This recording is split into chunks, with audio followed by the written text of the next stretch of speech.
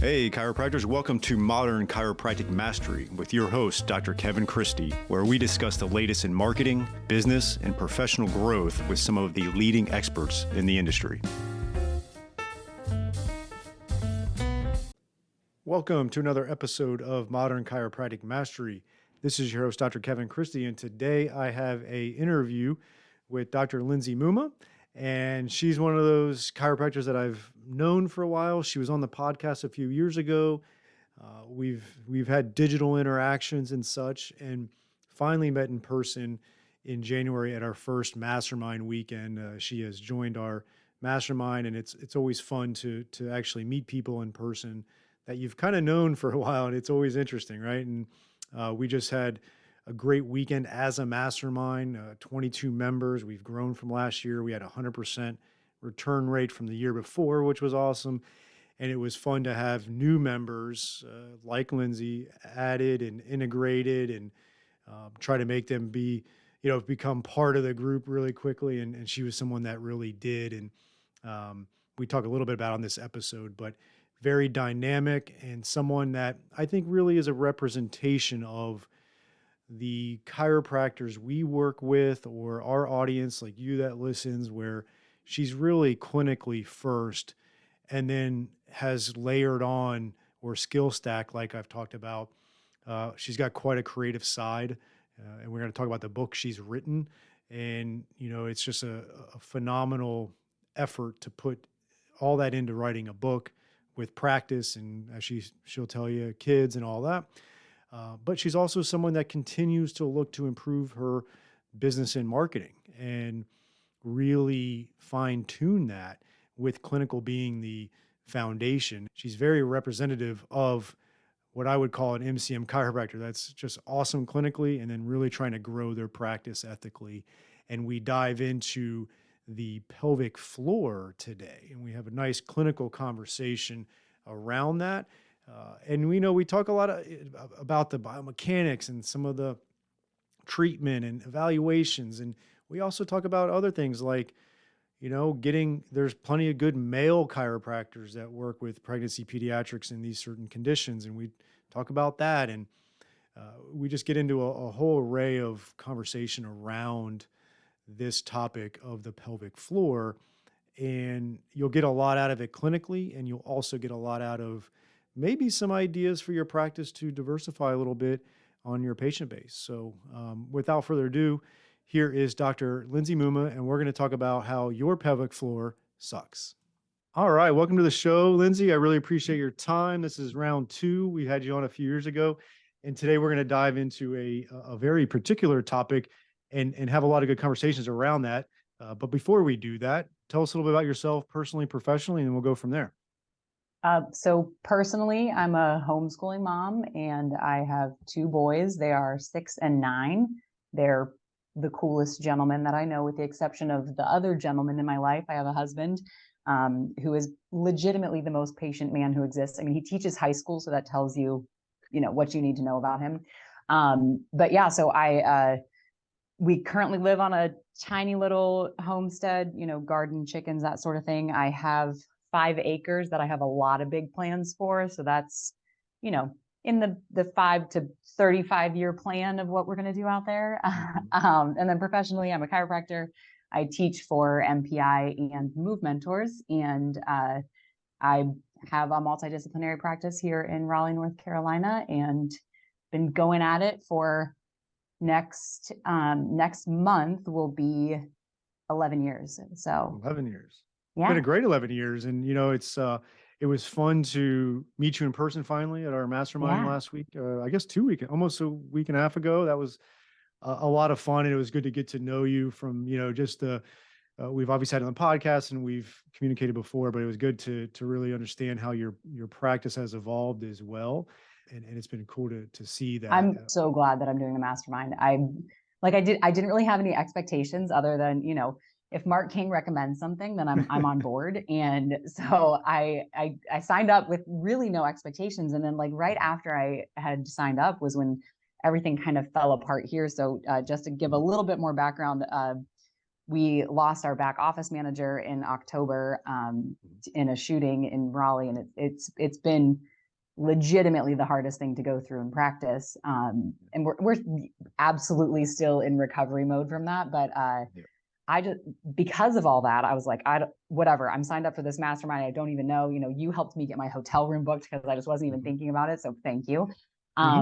But just the camaraderie of being around other business owners, like truly the only people who can understand the level of loss that we have experienced are other small business owners. Like, you picture the person in your office who's kind of running the show behind the scenes. That's who I'm missing, and so not only am I missing that part of my office, I'm also missing my friend and, small staff of 10, like you really miss that person. But the mastermind was actually like unexpectedly, right? That was very healing for me to be around other people who could truly understand what it is that I'm, what I've been going through. Obviously my staff understands and they feel it, but like, at a high level, other business owners kind of really are able to tune in to what's been, happening on my end since October. So Yeah, obviously, and our condolences for sure. And it's such um, a challenging thing for obvious reasons. yeah. What I found over the last year plus with the mastermind was, in the longevity of a career and profession, a lot of those people have gone through a lot of hard things. Obviously, maybe not as hard as that, but something where you can actually lend an ear and not be on an Yeah. island. So. Yeah. That was a bonus from the week. I mean, I have pages of notes and so many things that I'm implementing, and I learned a ton, but that was just a bonus. I think in general, chiropractors are really wonderful people, and it's fun to spend a weekend surrounded by wonderful people. So Yeah, thanks and I for think, hosting the mastermind. of course, and and you're indicative of the type of members we have where, most, I would say all the members are very clinically oriented and very clinically minded, but there's nothing wrong with also getting your marketing and your business and your communications on point as well Yep. to be able to even highlight that even more. And that's going to be our main focus today for you, is highlighting a clinical aspect of it, because you travel a lot. You're going to be in Vegas. We were chatting about that. You travel a lot on the clinical side of things. And so you're on the forefront of whether it's teaching for MPI or speaking about various topics. You'll be, like I said, at Vegas. And so we're going to dive into a very particular niche today. And I was telling you before we start recording, we have a lot of coaching members that are in this niche, and it falls under the umbrella of the postpartum, pregnancy, pediatrics, but specifically pelvic floors. So give us a little bit about your professional and say clinic background of how this really developed for you and how it's evolved over the 11 years. The evolution of it is huge, really, because I had a background in like being exposed to DNS when I was a student, and so core and pelvic floor stabilization was like a big part of that, but it was more focused on the upper aspect of the core, I would say. DNS has come a long way on its own in offering more specific education regarding the pelvic floor and like kind of how everything functions together. So it was sort of almost, to my mind anyway, like an afterthought of like core and pelvic floor, and it just got brushed all together. But we got pregnant in 2012, which is the year that I started my practice. So in March of 2012, I started my practice, and the plan was we were going to wait a little while to have kids. But then I was just like, well, I mean, whatever, it's going to be harder to leave my practice later. Like once things kind of start getting like they're building, it would be harder. And that was true. When I took my second maternity leave, it was harder to leave my practice than it was the first time. But and so I was like, wait a second, I need to know a little bit more about my own pelvic floor. And that really is the only time that people seem to pay any attention to their pelvic floor is when they want to get pregnant, when they are pregnant, and all of a sudden things are different, or in the postpartum time period. The other time period that people start to pay attention to is in the perimenopause and menopausal time period of life, when again things are changing. So, I've entered that perimenopausal window, like age wise, and a lot of my patients who are in perimenopause and early menopause or are into menopause, I think it's actually like, it might be one of the hardest times in the life cycle, because you're still taking care of your kids. And oftentimes you're now starting to take care of your parents, Yeah. and then you're basically going through the hormonal cascade of puberty in reverse. So it's like puberty, but with responsibilities, and that, yeah, it's a lot. But so you add Yeah. on to that there's like new pelvic floor dysfunction that can show up in that time period of life as well. So there are these certain pockets of time that people start to pay attention to the pelvic floor. And it's usually because it's making noise. This is an alarm bell that's going off. It's saying like, hey, things are not going well for whatever reason. And it's typically leaking. So, there are various forms of pelvic floor dysfunction. The most common is going to be stress urinary incontinence, where you laugh, cough, jump, sneeze, and you leak urine unintentionally. And so, I started, I started investigating a little bit more. I did some Herman and Wallace courses that I had access to, and I was like, the things that I was learning weren't really making sense. I was like, I kind of need to put this into the DNS model, but I need a little bit more information about the pelvic floor. And I really did a lot of trial and error with my patients, because there was information that was available, but it was like, okay, well, pelvic floor exercises are helpful. Oh, okay. That's what, you're finding in some of these PubMed articles. Yeah. But Kegels were just a concentric muscle contraction. If you contract and lift and kind of suck up the pelvic floor, that's one thing that you could do. But what about eccentric contraction of the pelvic floor? And what about the fact that in the gait cycle, both sides of the pelvic floor are doing different things? And then you add on more dynamic movements where you put the body under load, or you want to do an explosive plyometric move. And then you're seeing leaking that happens with, double unders or box jumps in CrossFit workouts. And so it's like, okay, there's more to this than just a concentric contraction of the pelvic floor. And what is it? And so, I actually have taken the DNS Women's Health course 3 times, because I'm like, I need to learn more. I need to learn more. I need to learn more. And then I would take some of the things, bring them back into practice, kind of troubleshoot them with my patients, and I'm doing this alongside joint play and the variety of things that you see that kind of come across in pelvic pain. You start to see some other signs of pelvic floor dysfunction that aren't necessarily leaking. Like maybe you have constipation or hemorrhoids. Those are other examples of dysfunction within the pelvic floor. Just more of my personal story. This is entirely too much information, but I don't mind sharing it. And I shared it in my book, But I got, yeah, we're all professionals here. Yeah.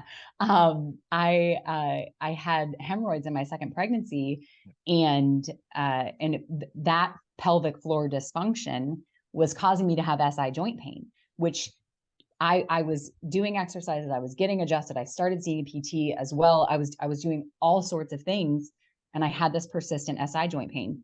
Well, then my baby went breech, because babies don't really want to be in an area of inflammation. And I was like, holy crap, I'm planning a home birth. I really need to kind of get this under control. So I actually did a treatment for the hemorrhoids. Once the hemorrhoids were under control, then my SI pain went away. My baby went back head down, and everything was, good to go from there. But the variety of pelvic floor dysfunction, things that kind of come along with pelvic pain, I think it's an area that a lot of people are overlooking, because we just see the pain and we're not asking the right questions of our patients. And patients don't think that it's a problem. They laugh it off when they have to go to the bathroom before they do a workout, or if they pee a little bit when they jump, or they cross their legs when they sneeze. They don't think of these things as being signs of dysfunction. What I tell my patients all the time is, if every single time that you laughed, your elbow started leaking, you'd probably get that checked out. Like, why is this not a big deal? Because it's coming out of your pelvic floor. Like, this is the problem, and we need to address it, and we can do better here. So 45 minutes later, that's the answer to your question of how things have evolved. That's great. And it was, you segued it perfect, and you concurrently educated us. So it was perfect. Good job. Brevity is not my forte, but I mean, I can talk. Hey, it's a 45-minute show. We're good. It's obviously it's an important topic, and it's something that has such a life implication to it for people because it can be Hmm. embarrassing, like I'm sure there's a percentage of the women that just like laugh it off and it's funny, but for people like it can be embarrassing, and Oh it's yeah. something that that like they'll be self-conscious of, and there's a lot of different things that go with it. And so you're not only addressing a physical component that you can fix, but you're really solving a big problem in their It's a life. And quality so of life issue for sure. There are so many people who are in nursing homes because they cannot control their bladder. yeah, Like it's hard to live on your own if you can't make it to the bathroom. yeah. And then your family is coming in and like cleaning up urine and feces all over your home. That's not a long-standing thing that a lot of families will sign up to continue doing. So now there are people going into nursing homes simply because they don't have pelvic floor control. Mhm. So when you Now, put it to a patient that way, they're like, yeah. oh, I guess this isn't quite as funny as I thought it was. Because if I don't get this under control now, it's only going to continue to get worse. We can intervene much earlier and make things better so that that's not, kind of a dire situation that you end up in. All right, Docs, here is a new opportunity for you from Darcy Sullivan of Propel. She is our SEO specialist in helping out many chiropractors with their search engine optimization and making sure Google is finding you and getting you new patients. It's amazing how many new patients chiropractors can get and are getting when they do the SEO right and a few other things. And Darcy is offering a free SEO workshop just for chiropractors, and you can sign up for that at bit.ly/propelmcm. That is bit.ly/propelmcm, modern chiropractic marketing, right? And so check out that link, and we're going to have you go over 5 SEO secrets to owning the first page of Google without buying ads. And Darcy's going to give that free workshop, 1 hour, to really help grow your practice and start churning new patients from the ever mighty Google, which is still king in the online marketing. So check that out at bit.ly/propelmcm for the 1 hour free workshop. Perfect. You answered one of my 2 questions, was that there can be long-term ramifications for this Yeah. if they don't address it.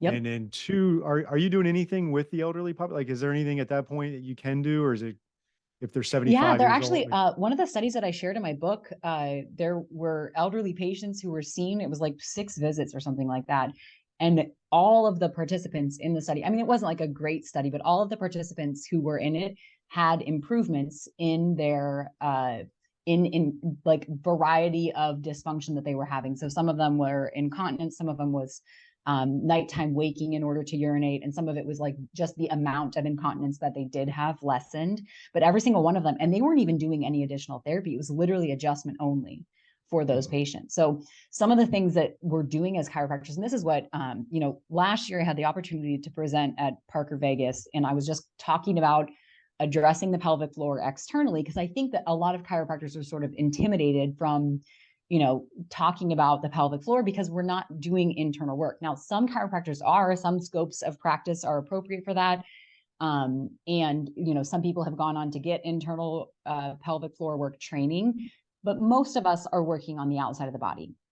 So if we're not working on the inside of the pelvic floor, then how can we affect it? But there are so many things, like Heidi Havik did a study of pregnant women in their second trimester. If they get adjusted, they have a relaxation of the pelvic floor that non-pregnant women didn't have. So that's something that's so specific to a chiropractic adjustment and a pregnant patient that's not happening in non-pregnant patients, which tells me that there's like a hormonal aspect Mhm. to this, that when you get adjusted, there's like, oh, okay, relaxation of the pelvic floor is the response, which is going to be very helpful in the birthing process, obviously, because you need the pelvic floor to be able to relax so that baby can come out of the birth canal. But the it's simply adjusting in the thoracolumbar junction, the lumbosacral junction, either of the SI joints, adjusting the hips. These things can directly impact the pelvic floor simply because of how your physiology is intertwined. So we're able to impact what's happening with the pelvic floor even without meaning to. So if we Mhm. start to do it with a little bit of intention and start to actually follow up with our patients about what are your symptoms like, a patient might say like, oh, I have this nagging low back pain. But if you're following up with them about some of the other symptoms that they're experiencing, like, well, how many times did you get up to go to the bathroom last night? Because any more than one time in the middle of the night, that's not normal. Yeah. And so if your patient's like, actually, I slept through the night last night, I didn't even think about that. Okay, well, yeah, I understand you still have some pain, Mrs. Jones. We're working through that. But here are the symptoms that your body is showing you that you're actually improving in. And so uh, it's more far-reaching than just leaking a little bit of urine, Mhm. and we're able to impact that simply with adjustments. But then when you add on some manual therapy, you add on exercises, you're knocking it out of the park. Is there any sexual dysfunctions that occur with pelvic floor issues with these patients? Yes. Yeah. Yeah. And so oftentimes patients with pelvic floor dysfunction will have an increase in tension in their pelvic floor. So then that Yeah. can cause painful insertion, painful sex. Mhm. There's a lack of orgasm. That's another possibility. Vulvodynia is a little bit typically more complex. But Mhm. anytime that there's sexual dysfunction happening, there usually is a little bit more complexity simply because of the intimacy issues that start to come up with the dysfunction as well. So a lot of these are multifactorial, but if you start to take care of the biomechanical aspect of it, you can really make a big difference in quality of life for these patients. And then I'd love to talk because, like, I have this conversation with chiropractors in regards to just, one of the things that's hard about being a doctor in general is you have to be willing to have challenging conversations with adults. Like, Yep. we get patients say, hey, like, I can't have sex with someone because of my back pain. And you have to be able to look and have a conversation around that. Or, it could be something you have to tell them like they have bone cancer, right? Like, we have to have really hard conversations with patients, and there's no easy way of doing it. But what have you found that has helped with your communication on these sensitive subjects with people? Do you just try not to make it weird? Have you like got experience? Like any insights that you can provide? It's such a great question because I think that that's one of the reasons why in general, we stay away from this, uh, inconveniently located musculoskeletal tissue, right? Like Yeah. we're dealing with musculoskeletal issues throughout the entire body. We tend to not pay as much attention to this because it's a little bit uncomfortable to have those conversations. So one of the ways that we sort of make it known is by having intentional questions on our intake form. So Mhm.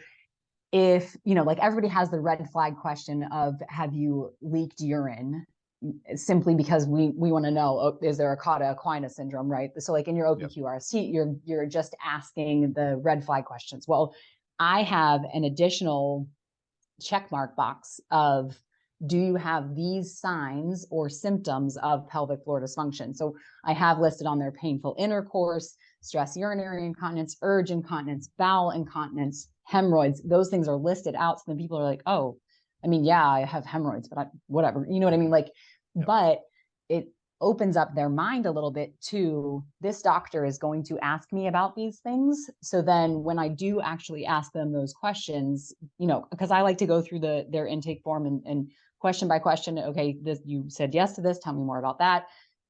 Okay, so you didn't mark anything. You don't have any issues with hemorrhoids, difficulty starting or stopping the flow of urine, or any of those types of things. It's already on the paperwork, so they know that I'm going to ask them those questions. And then, I mean, the repetition of it, right? Like I Mhm. have these conversations all the time, so it's not Yep. it's not hard for me. The first couple of times you have any hard conversation with a patient, it's hard, and Mhm. the more that you practice those things, which if you're showing up intentionally in practice, then you are practicing. And so if you intentionally ask the question, notice the patient's body language, like, oh, they looked a little awkward when I said that, I must have been awkward about it, and kind Mhm. of let that feed into your own uh, information about, well, if I say it like this, it seems to land better. If I'm really professional about it and I'm a little uptight, they seem to be a little bit uptight. If I'm pretty relaxed about it, they seem to be more relaxed. And everybody has a different sort of patient population. My patient population, like we've got dim lighting and incense burning and birth photography on the walls, and people are like, yeah, this lady's into weird stuff. She's got some witchy ways about her, and she's going to ask me weird questions. Like we kind of already have that vibe going. Yeah. So they're not expecting it to be sterile and very formal. They're expecting it to be like open and welcoming, and and so I think that will vary from patient population to patient population. But I mean, I have like some uptight executive male patients, and I'm like, sir, we're going to be palpating the outside of your pelvic floor today. How's your flow of urine? Like I need to be able to have those conversations regardless of the patient who's in front of me, because that's my responsibility as a doctor.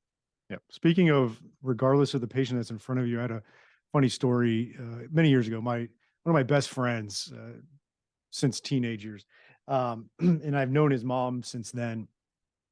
He referred her mom into me, and she comes in. She's just right out of the gate. She's like, I was having sex with my boyfriend last night, and I like, and I That's so perfect. I'm just is like, oh, like I'm trying to. Okay, Mrs. Jones. Yeah, it's and I was like, oh, okay, we're going there already. All right, good. That's an interesting mechanism of injury. Thank you for sharing. Yeah. And it's like, you've heard the conversation a million times as a chiropractor, but when it's your best friend's mom, it's like, oh, this is a different level of conversation. This is a different level of comfort that we have here. Thank you. I'm a professional in all circumstances. Yeah, that's when you're a doctor, right? Right.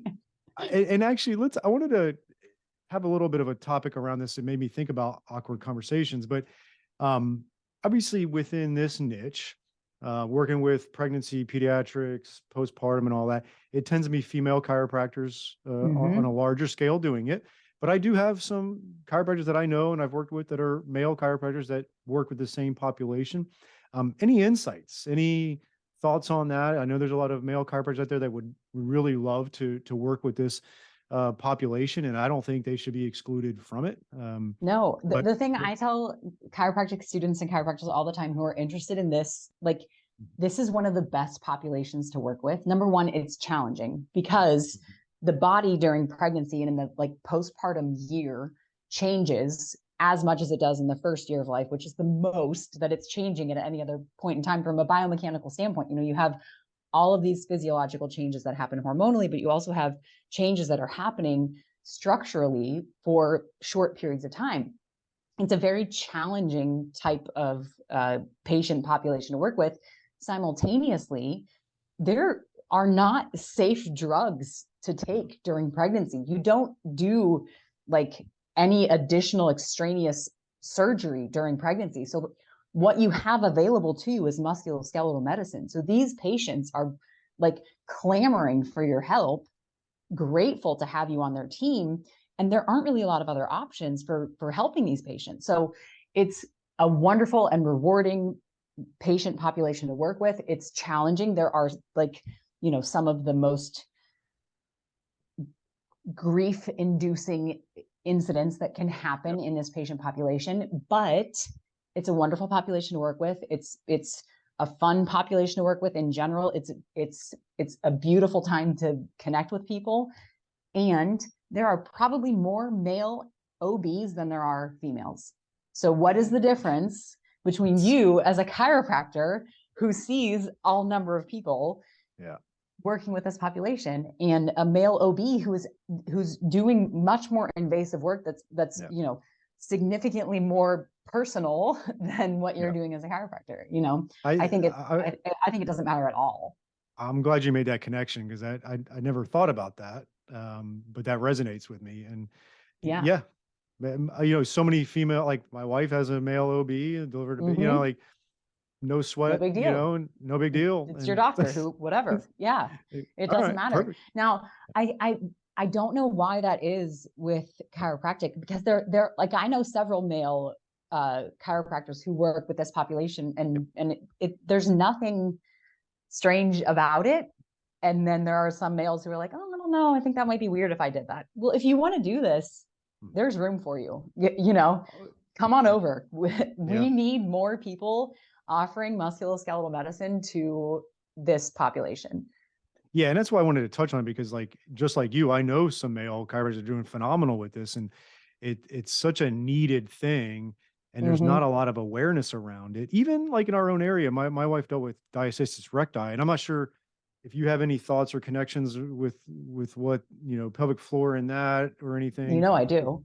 I know. So, but we had a hard time finding anybody in our area that did anything with it. So Yeah. and I'm not in a rural area, and No, so no, you're I, in a yeah, well-connected area. Yeah. so I can Yeah. imagine like there's a lot of cities and towns that need folks like this. But yeah, I'd love to hear your thoughts because obviously you get a lot of complaints on diastasis recti. Um, what do you got for us? Well, so diastasis is a normal part of pregnancy. And for a little while, like I was kind of thinking like, okay, well, what if we could prevent this from happening? Well, this is several years ago. You can't prevent a diastasis from happening unless you prefer that the baby smash all of mom's organs, right? Like it's kind of a really great adaptation where the abdomen is expanding because it's supposed to. So we want the diastasis to be present in the postpartum time period after the baby has been born. Mom's abdomen, I hate the terminology bouncing back. Yeah. I hate like the idea of getting your body back because they're nonsensical terms. It doesn't make any sense that you would bounce back because you're not a rubber band, and it doesn't make sense that you would get your body back because it didn't go anywhere. But a woman's body is not going to revert to its pre-pregnancy state because it has been changed at the cellular level. The way that she is now formed is completely different. In addition to, after you have kids, you're like, oh, I'm a different person now. And I knew that everything was going to change because I'd heard that from people, but like, I am a completely different person. You are physically, mentally, emotionally, spiritually a different person after having children.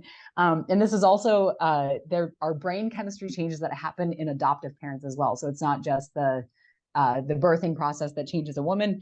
We obviously know that males are changed by this process as well as adoptive parents. It's kind of cool. Anyway, we want the diastasis, which is just separation of those rectus abdominis muscle bellies, to be able to close so that there's not extra space in between the rectus abdominis muscles. In order for that to happen, we have to stop contracting the rectus abdominis muscle bellies in this concentric contraction, like intending to pull them together. What everybody wants to do is suck in the abdomen and activate the transversus abdominis. Well, that's again the same thing as a Kegel, but in the abdominal wall, where okay, yeah, we could concentrically contract these muscles and draw the abdomen in. That's the same thing that we're asking people to do with the pelvic floor, which is, I mean, honestly, I'm pretty proud of the title of my book, Your Pelvic Floor Sucks, because it does. And people, they don't buy the idea that their pelvic floor sucks. It's like, oh, no big deal. I just leak a little bit when I sneeze or cough or whatever. But the only thing that they know how to do with their pelvic floor is suck it up and in. That's the only thing they know how to do with their abdominal wall as well. So getting people to understand the concepts of pressurization of the entire abdominal cavity is really challenging, but having them suck their belly button toward their spine in order to, quote, stabilize their spine isn't working, which is why we have a ton of people with low back pain, even though they're working out. I have low back pain despite the fact that I do Pilates. Well, that's surprising, Mrs. Jones, and so it really is kind of like two sides of the same coin. What we do to, quote, fix diastasis is have people concentrically contract the abdomen. What we do to have people, quote, fix pelvic floor dysfunction is have them concentrically contract the pelvic floor. What if instead we actually created a stable core canister that wasn't just concentric contraction of these muscles? And specifically, the other thing that people like to do is just say that you should only do like the hardest part of something when you're exhaling. So exhale, and that's when you do the hardest part of your lift. To which I say, how do you move a couch? Because you're either just going to stand there and breathe out until you pass out, or you're not going to move your couch. And so, so when we have a lack of integrity of the abdominal wall, because either there's been connective tissue damage from like a very large diastasis that happened during pregnancy, which that can, that is fed into by whatever your health of your connective tissue is like, which, includes everything from nutrition to genetics and epigenetics on top of that. And the same thing on the pelvic floor side. So if we have a lack of integrity in the pelvic floor, well, we can't just contract that and make it all better. If we have a lack of integrity to the abdominal wall, we can't just contract that and make it all better. We have to actually synergistically have the abdominal wall and the pelvic floor working together, which means we have to work on your jaw and your head position. We have to work on your overall posture. We have to address your breathing mechanics. We have to address your foot mechanics. We have to address the tension that you're holding within your entire body. And we have to address your nutrition. If we do all of those things, you'll have a functional overall system, which is going to include your abdominal wall. It's going to include your pelvic floor. So, your pelvic floor sucks is the name of my book, because it's true. It's all people know how to do, but it really is, kind of guiding people through figuring out how to make their whole body as functional and healthy as possible, because your pelvic floor is simply a part of that whole system. And speaking of that, which I do love the title, great title on that. Who is this book designed for? Is it for chiropractors, for patients, or for both? So it's for everyone. I really do. I want chiropractors to read this book, because I think that there's so much good that we can do in this arena. I actually kind of want OBs and midwives to read this book as well, because they're starting to talk to their patients about diastasis or pelvic floor dysfunction, but they don't really have a lot of tools available to them, and they have significantly limited time available in order to address those things. So I'd like for them to know some of the resources that are available and some of the professionals who are able to help. And I want the general population to read this book, because there are entirely too many people who are laughing off the idea of incontinence. They're laughing off the idea of pelvic floor dysfunction. There was a study, a poll, an incontinence poll done in 2018. 2/3 of the women polled did not tell their doctor about their pelvic floor dysfunction, specifically about their incontinence. And over 50% of the women over 65 had incontinence. So over half the women had incontinence, and 2/3 of those women did not tell their doctor about it. So a lot of people aren't speaking to their physician about the issues that they're having. So then physicians aren't asking any more questions. So I want everybody to read this book, because I want people to recognize this is dysfunctional. We can do something about it. I want physicians to realize this is happening and you're not being aware of it because you're not asking the right questions, and they're not sharing the information because they think it's normal. And specifically, I'd really love chiropractors to kind of lead the charge here. I think there's so much that we can do. I think there's a lot that we leave on the table. And I think that there's a significant room for growth in how we approach care of the core and pelvic floor. I love it. And you shared a lot of the details and obviously some of the biomechanics and all the moving parts, figuratively and literally, of pelvic floor stuff. But what are some of the other things they're going to get out of the book? My hope is that you become more interesting at dinner parties, because who wouldn't want to talk about the pelvic floor over cocktails?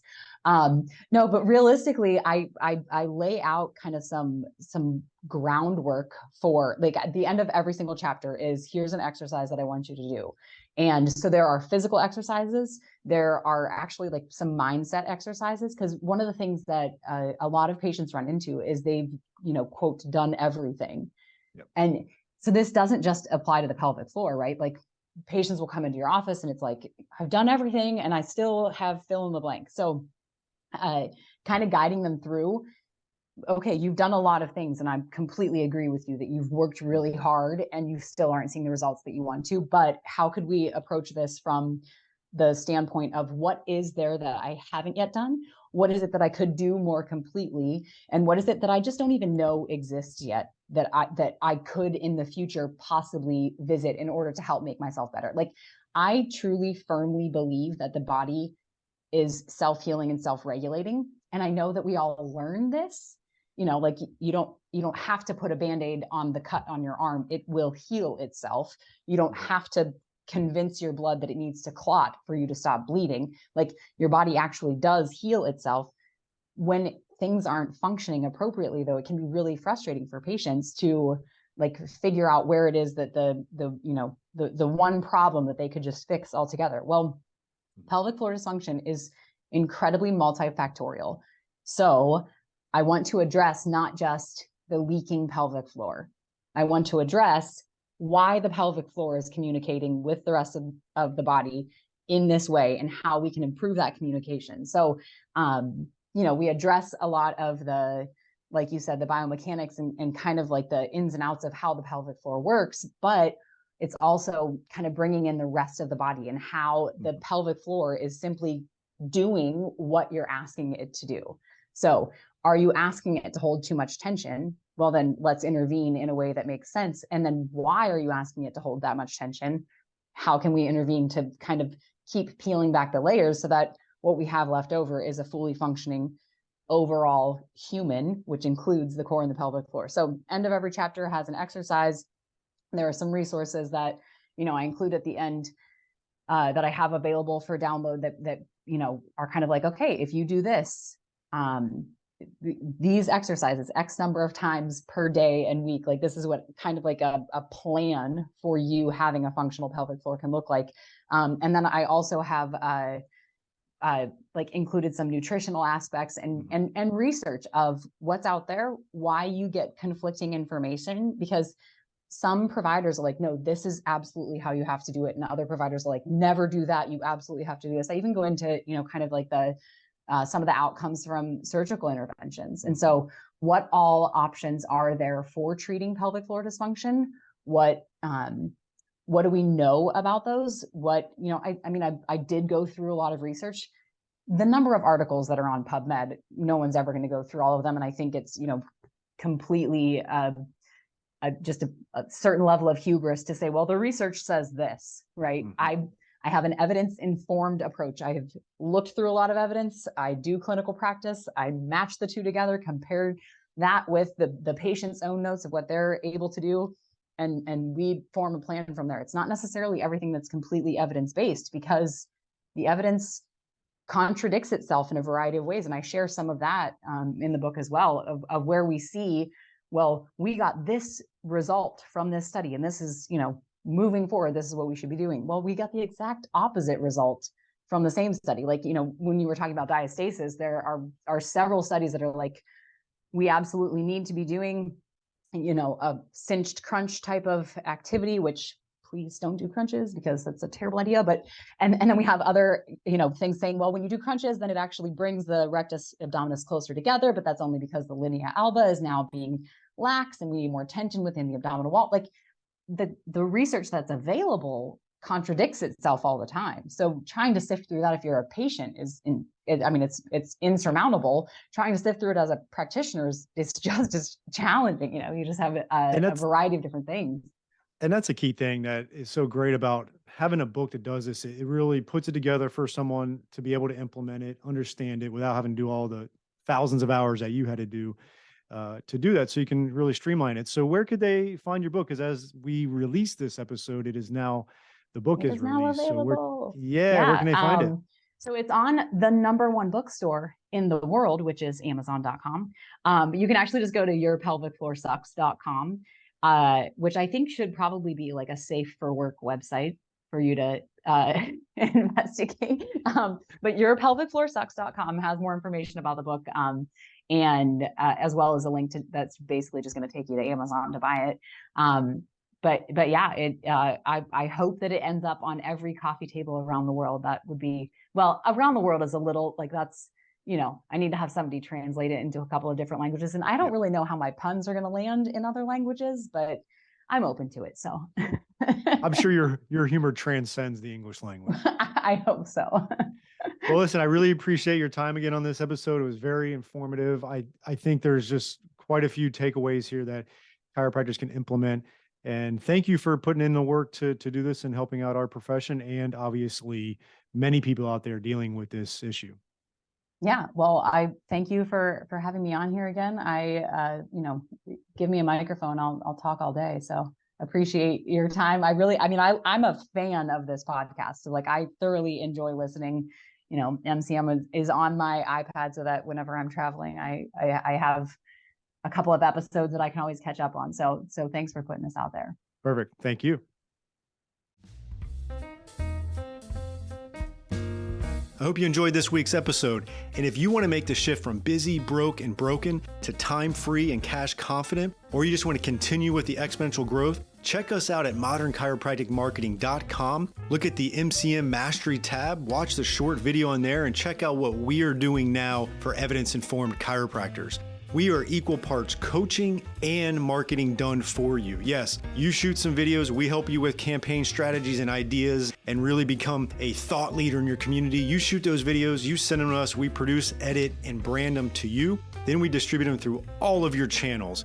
We also take them and we turn it into one good blog per month. And every other month, we have Darcy Sullivan producing a robust blog with a topic that you pick from her database to help with your SEO. So we essentially become your content marketing agency to make sure your practice is always having ethical, elegant content marketing to help grow your practice.